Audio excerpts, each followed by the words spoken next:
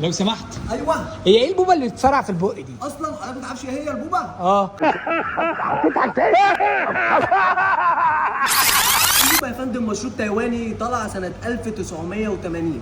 تايواني؟ تايواني يا فندم. ايوه، يعني مين اللي اخترعه يعني؟ اللي اخترعته يا فندم واحده اسمها شين شان شو.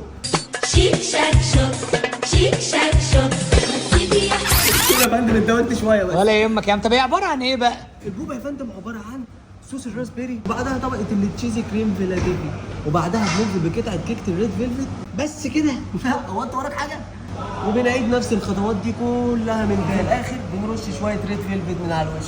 ونيجي بقى يا فندم الاخر خطوه معانا، خطوه البوبه. لو بتحب البلو بيري هعمل لك بلو بيري، بتحب المانجو احنا ملوك المانجو، بتحب التفاح انا اصلا اسمي حماده تفاح، ابو تقل دم امك.